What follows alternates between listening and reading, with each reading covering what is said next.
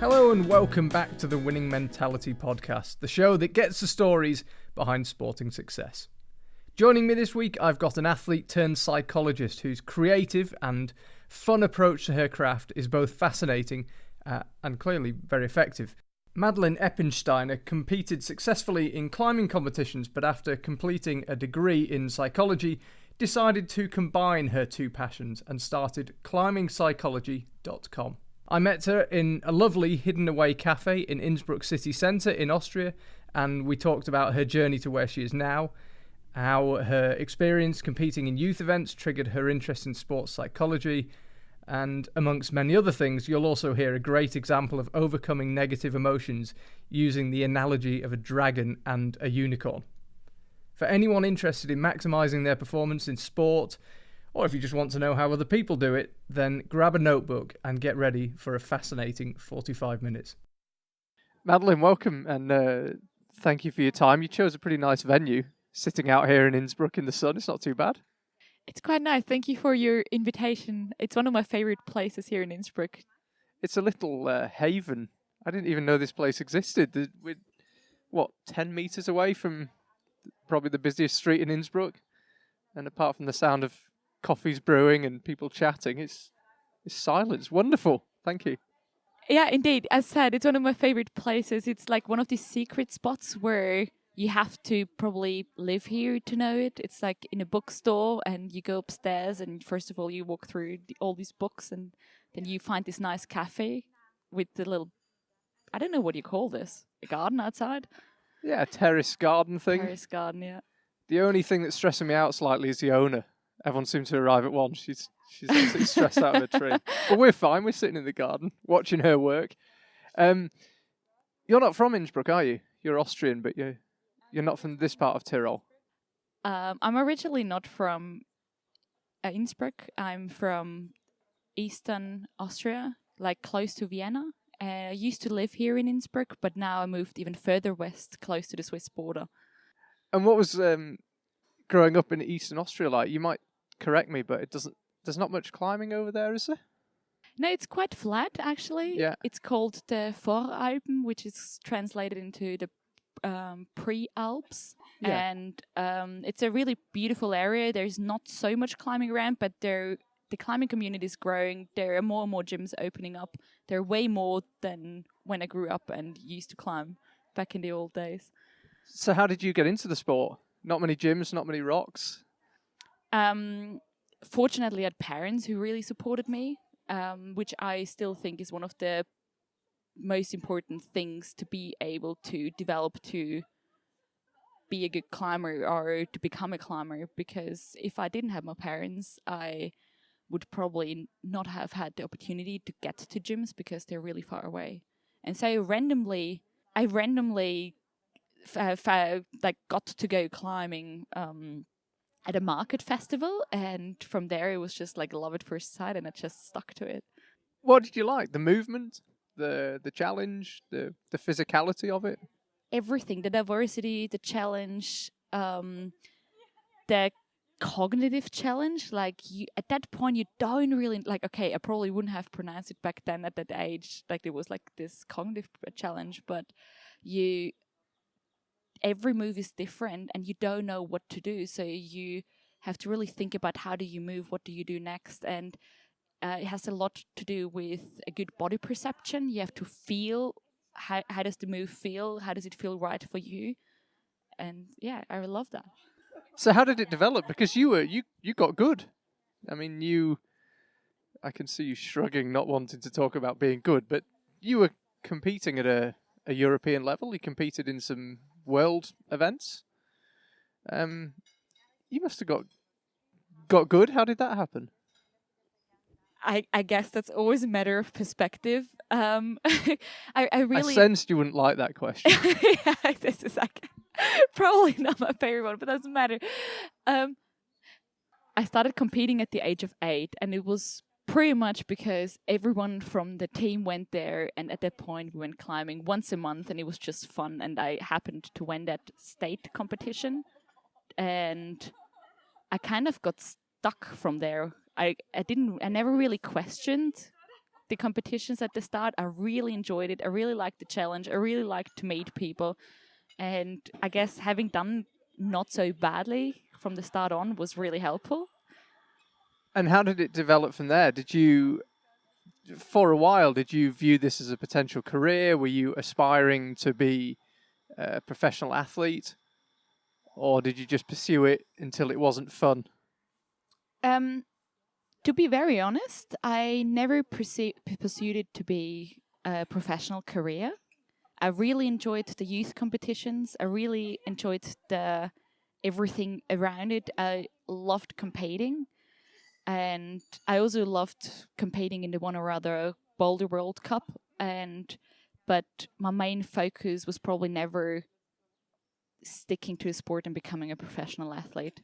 So I think it was actually when I was between 15 and 18 when I first realized that, pretty funny, I realized I didn't really do so well in the youth competitions anymore. I thought I really struggled to perform at my best, and I was really nervous as well.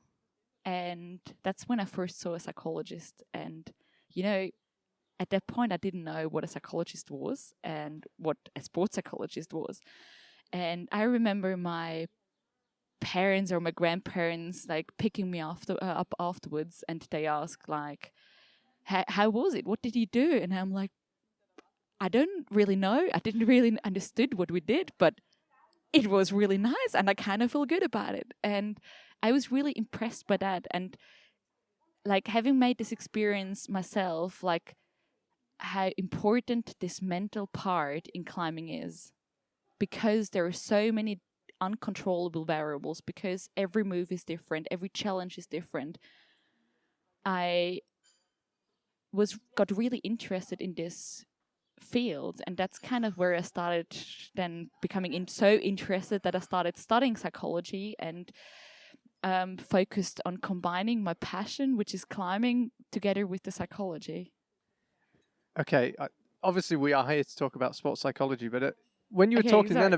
when you were talking about the youth competitions and you got nervous, looking back, can you identify what the difference was, or what you perceived was the difference between you and the climbers that were winning the competitions? Could you see the psychological difference then? Did you look at them and think, they don't seem to get nervous like I do? Could you see a pattern in the people who succeeded and the people who didn't? This is a really good question. Now, in hindsight, yes, I definitely can see a difference. I, for example, was mostly focused on what other people do. Oh, they look really strong warming up already. They look really strong climbing. Oh my God, they must be so much stronger. They must be so much better prepared. And I've never climbed as well. So I was very much comparing myself to others. I was very much doubting myself in the sense that I always question myself, why was I even there? What am I even doing there? And if I'm not there to win, or if I'm not there to be in the podium, why am I even there?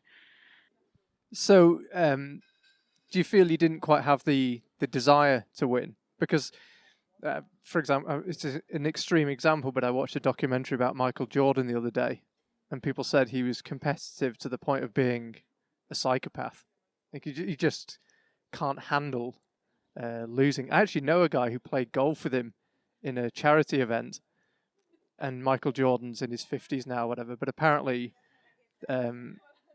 every time they were on the tee, he'd just say, right, $1,000 for whoever can hit it the furthest. And if he didn't hit it the furthest, he was furious. He's so competitive, it was almost a mental illness. Did you not feel that you had that competitiveness and other people did? Were you desperate to win?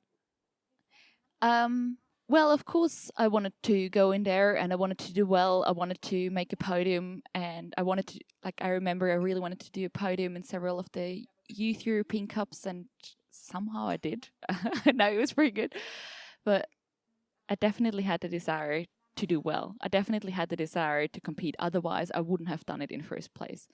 But I was at the same time a little bit afraid of this desire, afraid of like maybe wanting too much. Like, what if it doesn't work? And like, Well, what is your take on it? Is it good to need to win? Because if you look at someone like Michael Jordan, he needs to win. It's not even wanting. Like it's the whole structure of his being. As a psychologist, do you think that's a good thing to really be desperate to win? of course, you need to have this goal, and I would support athletes now to set big goals, to set big visions, because these big goals help you to push yourself in training even harder. It's a really, really big motivation having like an orientation, knowing what to do and where to go. At the same time, like such goals can be hindering factors in the situation itself, because if you're in the competition and if you only think about winning, you're thinking about the end result, but there's so many steps in between and there's so much happening in between. And if you focus on the end result, you don't focus on the here and now anymore, and you probably forget 100 steps that are in between. So forgetting these steps in between is actually really stressful, because an end result is out of your control. There's so many variables, particularly in climbing, that influence this goal, this end result. So the best thing that you can do is being in the here and now and focusing on what is in your own influence and what is in your own control. That was a great answer. That was really, really fascinating, and I'm interested how you get this level of wisdom. I know you don't like that statement either. You went and studied sports psychology, didn't you? Where did you study, and what was that like? Would you recommend it to someone who would like to know more about sports psychology? I studied in Innsbruck. I studied psychology. There is, to be honest, in Innsbruck, not really a course, or like they say, like there's not the opportunity to specialize in sports psychology in Innsbruck. So it was generic psychology. Yes. Right. So you can in Innsbruck, you can either focus on clinical psychology, which from the very start on, I knew I don't really want to do. Just explain, clinical psychology is, I don't know, is that dealing with mental illness, or is that, what is clinical psychology? So if you're a clinical psychologist, you're working with psychological illnesses like depression, like eating disorders such as anorexia or bulimia.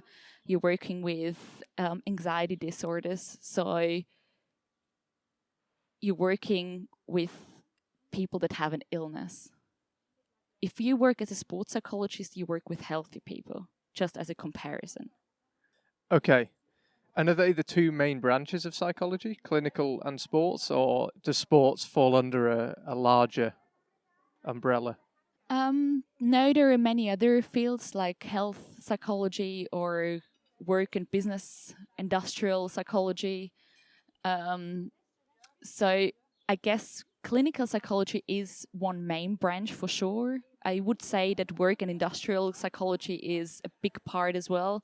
Sports psychology is still a small branch in psychology. I would call it even a luxury branch in many ways. Well, sport is a luxury, isn't it? Yeah, exactly. Yeah. So presumably you finished your degree. Then what? So I finished my degree, yes. I also did like extra specialization courses to become a specialized psychologist in sports. So, and yes, and from that onwards, I started building up my business with climbing psychology. And what's the journey been like? When did you start the business? 2016. Okay, so it's 3 years old. Yeah. It's a very rapidly growing sport, but it's still not a big sport. Are enough climbers open to the idea of psychological training that you're able to be busy? Yes, definitely. As you've just said, climbing is growing, and it's a growing sport. There are more and more people starting to climb, and I do work with youth athletes. So my youngest one is 8 years old. Wow. So it's really young, but also hobby athletes, professional athletes. And my hobby athletes, I think the oldest one I've been working with is 65. So, for example, I've been working with particularly hobby climbers, fear of falling, but then it turns out it's not only the fear of falling, for example, which is a very current topic in climbing, but this also, if you learn about how to deal with the fear of falling, you also learn about life, and a lot of things that you learn in climbing you can transfer and adapt into your own life. We should point out, by the way, fear of falling is a good thing in most people, but in climbing you do have a rope on, so you shouldn't be. The whole point is you shouldn't be too afraid to fall. Exactly. People might be listening and thinking, I think it's quite a good idea to be afraid of falling. But we're talking about safe falling. A fall where you'll be caught on the rope. It's not free solo with Alex Honnold is what I mean. Exactly, yeah, exactly. No. Most of the people are actually very secure, and climbing is a very secure sport. But it's still counterintuitive to fall off. Exactly. But I always think it's absolutely natural to be afraid. It's also natural to have this fear of falling. Some people just deal better with it, and some people are not afraid, and some people are not. I think at the point where you realize that it influences your performance, where it influences your mental well-being because you don't feel happy anymore, you don't really enjoy it anymore, that's probably where you have to start working how to deal better with this fear. So the fear of falling is quite a specific thing to climbing. How much of what you learn in your degree, how much of the general sports psychology theory have you found is applicable? Or have you kind of started from scratch? Well, there is actually research. If you starting from the degree side and from the research side, there is research about fear of falling. There is research what helps if you're afraid of lead climbing, if you're afraid of falling. And a lot of it then you compare this research with the research in other sports, because the feeling of anxiety, of fear, of being afraid of something also appears in other sports to some degree. And then you just see what is applicable and can be transferred onto climbing. What is applicable? Because I think every sport has a fear to an extent, even if it's completely safe, because you have fear of failure, fear of embarrassment, fear of not performing to your maximum. What is the method to overcome fear? And is it the same method to overcome fear of harm as fear of failure? If you understand the question, because climbing is, in some genres of climbing or in some situations, you are afraid of perhaps being injured. Whereas if you're playing tennis, the fear is of not doing your best. Is it the same type of fear, and do you deal with it the same way? So there are different types of fear, and as you've just mentioned, the example of tennis, where someone is afraid of failing, where someone is afraid of not winning a competition or not doing so well, this can also happen in climbing or in competitions. But even for hobby climbers who project something and they go outside and they know they can do the route and they're really close on sending it, but then they get probably this itchiness or nervousness just before, because yeah, it could work, but what if it doesn't? So this fear of failure is definitely occurring in climbing, as like obviously it's occurring, I think, in every sport. This fear of falling is occurring. This fear of maybe upsetting someone. Like for youth athletes, maybe sometimes the fear of disappointing trainers, coaches, or parents.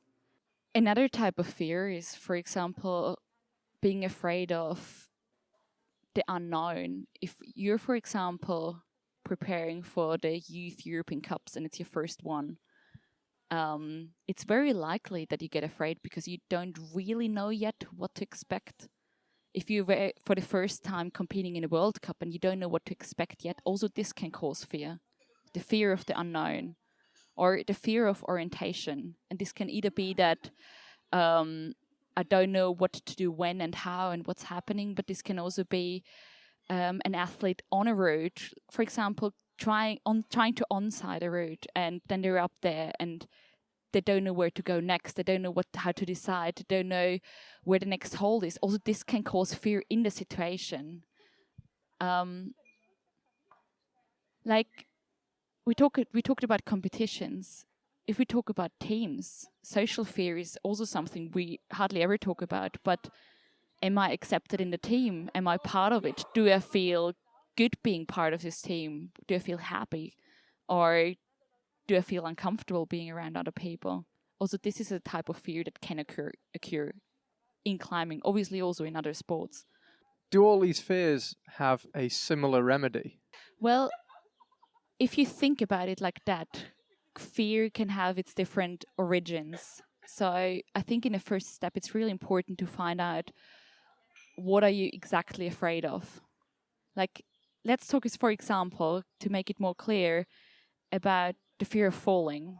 You can be afraid of the falling itself. You can be afraid of getting hurt. You can be afraid of trusting your belaying partner. You can be afraid of, well, just losing control and letting go. And just this moment of like, oh, I don't like letting go. I don't like losing control. I like to normally, maybe even in my everyday life, like controlling all the things that I do. So you see, fear is very diverse. So in the first step, it's really important to find out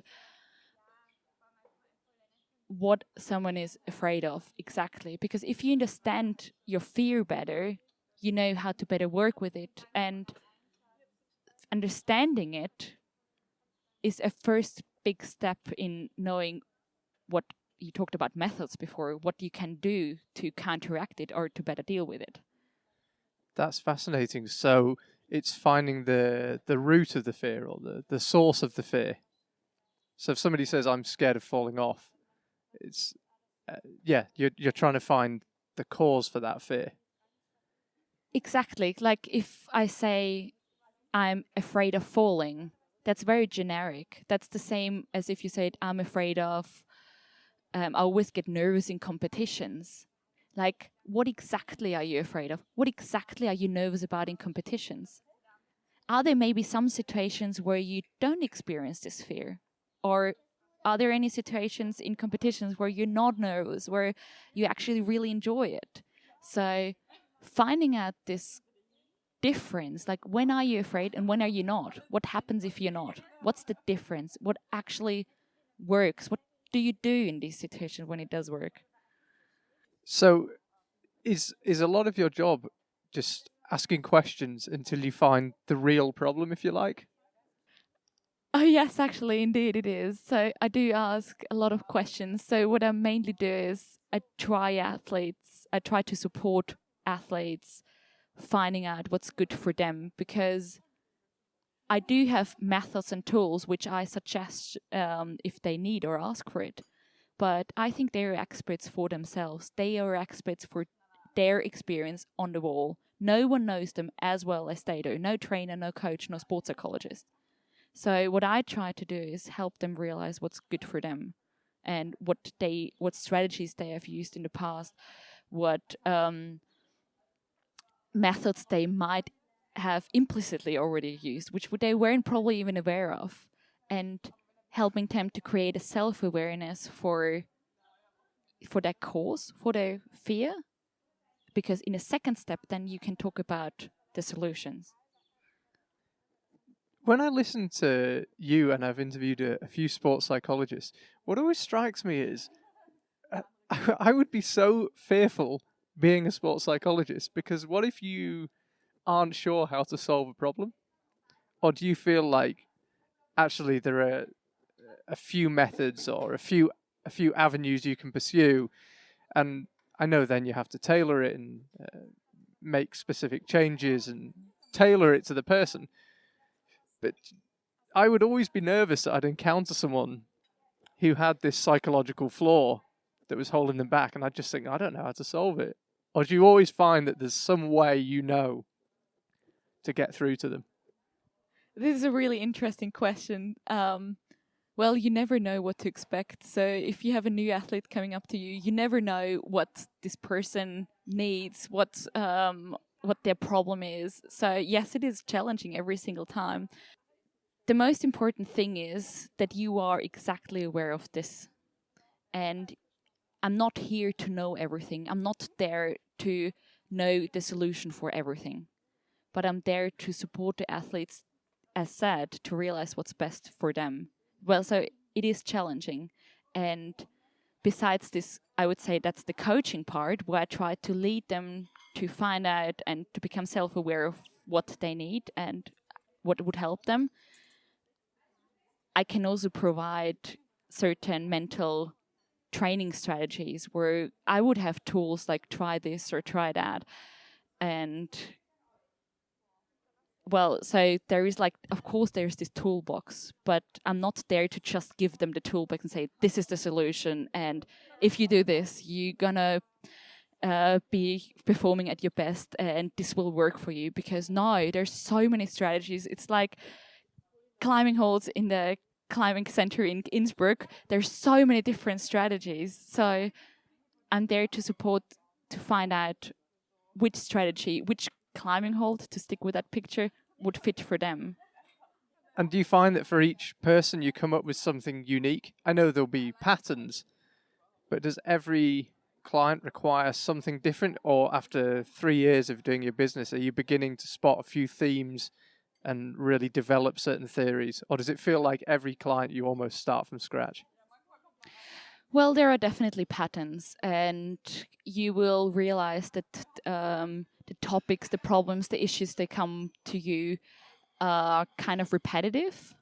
What is different is how they deal with it and how they perceive the problem and how it makes them feel, how strongly it affects their climbing or not.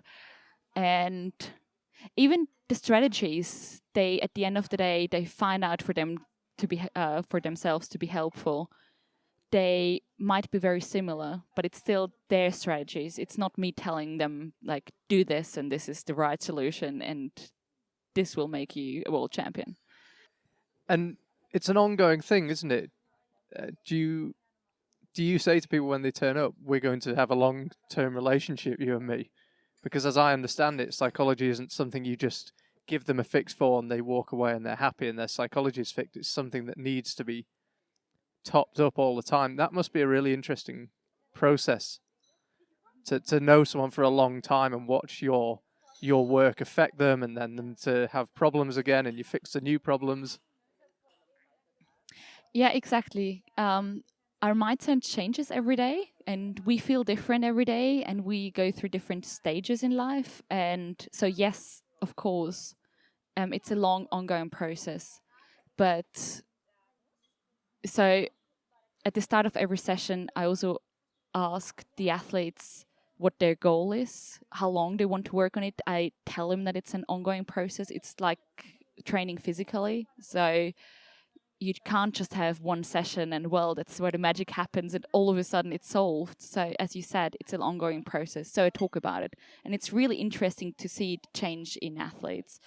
For example, when you work with an athlete and a year later they come back and they're like, oh, I still remember this question you asked back then because I found a solution a year later.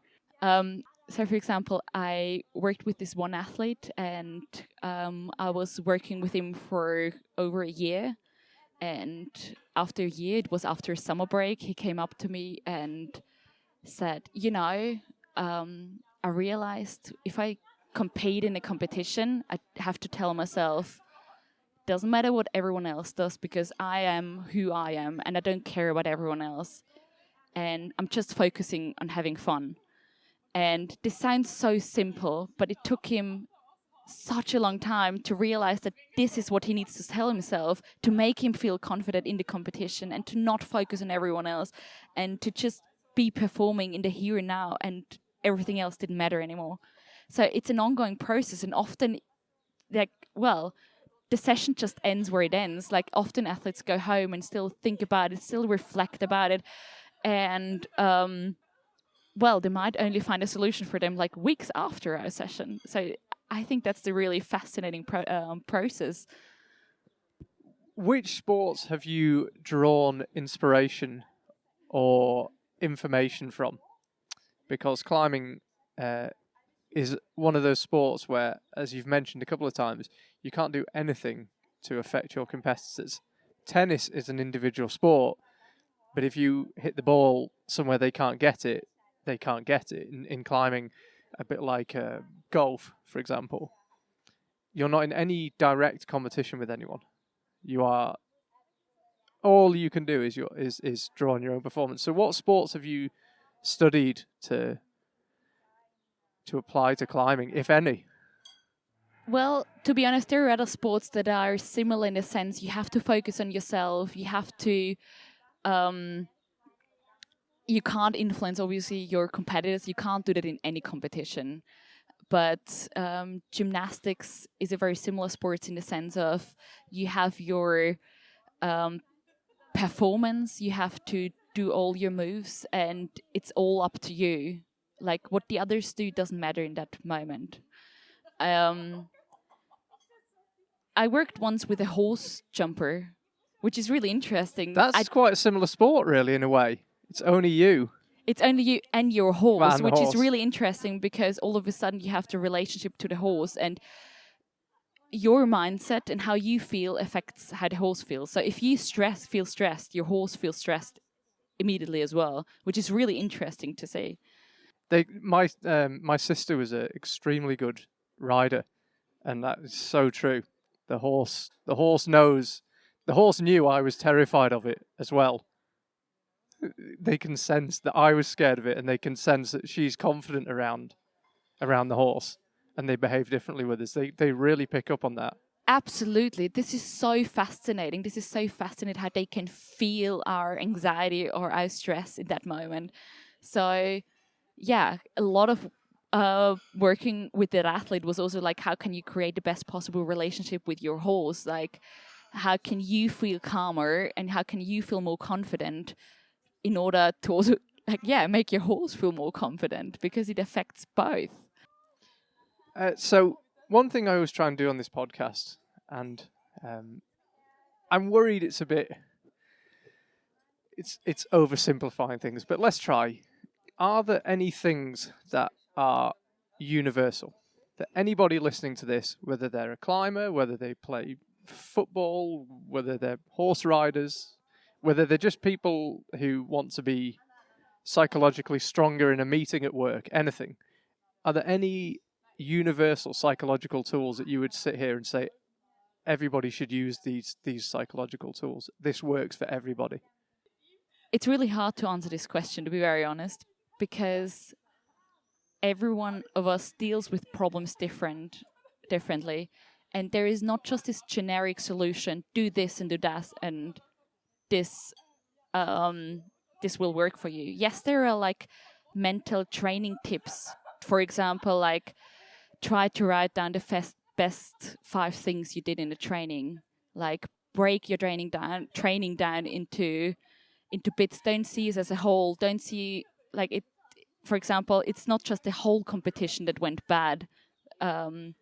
What parts of it probably went well. So write down these parts that actually went well. There are like mental training tips, like for example, become aware of your inner monologue, of your inner self-talk, where you try to figure out what parts of it are negative. How are these negative inner monologues hindering your performance? And how can you approach it from a positive perspective? How can you positively approach it? How can you have an inner monologue that enhances your performance? There are like mental training tips, for example. What do you focus on when, in which situation? And depending on your focus, how does this make you feel in the situation? But working psychologically is not just doing these mental training tips and not just like blindly applying these strategies, but becoming, as I've said before, more self-aware what works for you, because everyone is an expert for their own behavior, for their own body, for their own mind. So if I ask you, you would know very well what you need, for example, for alpine climbing, to stay cool, to really enjoy it. And it's the job of a psychologist to trigger these experiences, these positive experiences. Yes, you learn mental strategies, but it doesn't mean that they work for everyone. Do you think almost everybody would be better off if they had regular psychological coaching, whether it was sports or not? Because I feel like it's probably only been a couple of decades since psychology was viewed as something you did when there was something wrong. And it's clear that it's not something you do, and that obviously if there's something wrong psychologically, you need to fix it, but you don't need to have a problem necessarily to see a psychologist, clearly. Do you think everybody in almost every walk of life would be better off if they took an hour, a month, a week, whatever you might recommend, to analyse and improve their psychology? I would say so, yes. Yes, for sure. Because as you've just said, you don't only learn for sports, you don't only learn for competitions, you also learn for life. I want to give you an example. So I was working with this youth team. It was a youth climbing team. They were like 10 to 12 years old, so relatively young. And my job was to teach them certain strategies that they can apply in climbing in competitions. And so we learned different strategies. I think at that age it's really important to be exposed to these mental training strategies I was talking about before. So you've heard about them and you learn about them and learn how and when to apply them. And one of these kids, for example, did really bad in maths. And we did this one exercise where she had to be more confident, and she applied this strategy in a maths exam. And I think she was two grades better. She did 2 grades better than in previous exams. Wow. And so it was a really nice example because I did not ask them to apply that in school or in any other situation. It was just her just applying it and just using this strategy. And it was really interesting because all her other classmates had asked her, like, what are you doing there? What's this? And she was like really proudly saying, like, oh, my psychologist told me to do so. It was really nice. Yeah, it was really nice to see this openness and innocence towards this topic. They're not biased, like, oh, I'm seeing a psychologist, I'm gotta have like a mental problem, it's like a pathological problem, I'm mentally ill. But like, no, it's actually something useful I can apply in so many areas of my life. You might wonder whether it might be too young to start working at the age of 8, and 8 might be really young indeed. But I work a lot with 10-year-olds and youth athletes, and what I find really fascinating is that there isn't really a predictor or a variable that says whether you become a professional athlete or at some point. The only predictor that somehow is there is indeed the mental component. So if you start working on this mental component, on this mental strength and how to deal with pressure, how to deal with failure at a really young age onwards, I find it so fascinating because you can learn this in a really playful way. You can learn from a really playful and interesting, really creative way, that it's okay to fail, that failing is part of the game. And you can learn from a very early age that failing is not failing or doesn't equal failing, but that we can learn a lot from every experience. So, for example, even with younger athletes, I start reflecting competitions every time. So, for example, like with several youth squads I'm working with, we started reflecting the competitions afterwards. And this is not just what did you learn, because a lot of times it's very generic, but even if they're really young, I let them go into detail. What exactly did you learn? What exactly do you want to do differently next time? What exactly worked well? What are you proud of? What do you want to keep doing? Because there are a lot of things that worked really well and you weren't ever thinking about it. And you just have to learn and become aware of, well, these things actually helped me. And if at the end of the day, this is, yes, I learned that if I eat something during the competition, I had more energy. And little things like this, it's all part of a puzzle to get to know yourself better. So what components do I need to perform well? And if you start reflecting from a very young age onwards, if you start applying these strategies in a competition or even in training or trying a hard route outdoors from a young age onwards, I think it's so valuable, and I think like so many athletes can benefit from it. I want to give you one example, like for what I elaborated with a very young athlete, and to make it more understandable what I mean by working really playfully. So she was talking about being very nervous in competitions, and then she has all these self-doubts. She doesn't really know what to do. She doesn't really like focus anymore. She only focuses on all the other competitors, which in turn makes her more stressed.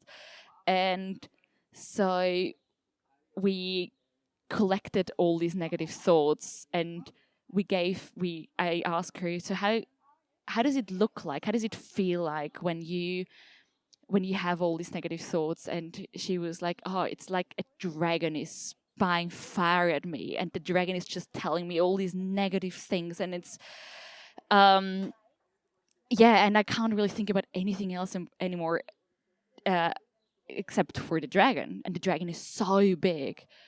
And I'm like, okay, so we kind of have to fight the dragon somehow. It's like, how would you like to fight the dragon? Who can fight the dragon? And she was like, oh, I think a unicorn would fight the dragon really well. And you see, it gets really playful, really creative. And then we talked about, like, okay, and what can the unicorn do to help the dragon calm down, to make the dragon be smaller and to spy less fire? And so we elaborated these strategies, like, what the unicorn can do and how she can support the unicorn to calm this dragon down.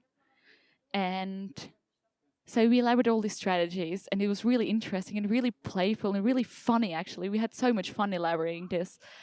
And and then we realized as well, it was her saying that, well, we can't just put the dragon away, because I asked her at one point, what if we put the dragon, for example, if we hid it somewhere in the climbing bag during the competition? He said, no, actually it's really important as well, because I feel it's valid that he's there. It's good that he's there. So everything has its price and its opportunity, its chance, its advantage. And we also talked about the advantages of the dragon. What would happen if the dragon wasn't there at all, if she wasn't nervous at all? Well, then I probably wouldn't care. And the dragon is really good, because the dragon makes me realize that the competitions are really important to me, that I really enjoy myself. So it's important that it's there as well, but not just as big and as aggressive and as like as it currently is.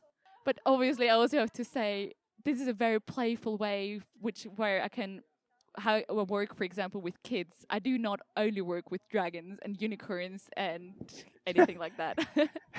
Yeah. So, okay, so you might not use that for everyone, but I think adults can learn a lot from the psychology of kids.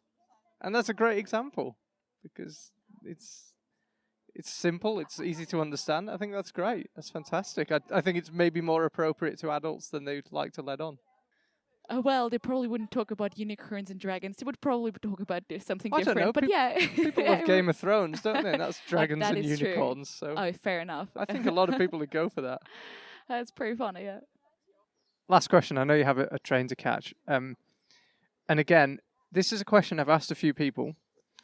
I still haven't really asked it very well, but hopefully you'll know what I mean.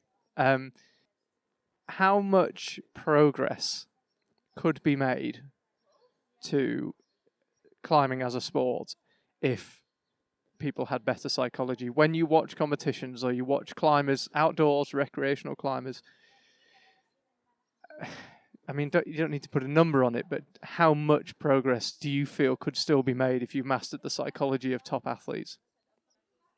I think it's a very important component, and we're putting a lot of energy into the physical development, into the tactical or development, into improving your technique. So I do believe this is one really important component. How important it is for every individual athlete, again, depends on the athlete. So once again, it's really hard to say a number how much better someone would be if they train psychologically, but I do believe that it can improve both your approach, your attitude, your self-confidence. It can improve, it can help you to better deal with your fear of falling, fear of failing. So, but it's one component. It's not everything, and I'm totally aware of this. It's one important component, but there's so many parts that define your success. There's so many variables that are important as well. And so, well, it's not just this one part is the most important things, but yes, it is important. And the better athletes become, the more physically they train, and they're all at such a high levels, for example, in the World Cup circuit, the more important, indeed, this mental component becomes. That is fascinating. Thank you for your time. And thanks for finding such a great venue. If you go and get your train, I might just get one more coffee before you should do back. so. Yeah, I will. Thank you for your time. That was fascinating. Thank you very much. Enjoy your holiday. I know you're going away tomorrow. So thank you very much. Enjoy. Yeah. Thank you. Thank you again to Madeleine for her time. If you want to know more about her and what she does, go to climbingpsychology.com or give her a follow on Instagram @climbingpsychology. That's all from us this week. Speak to you soon.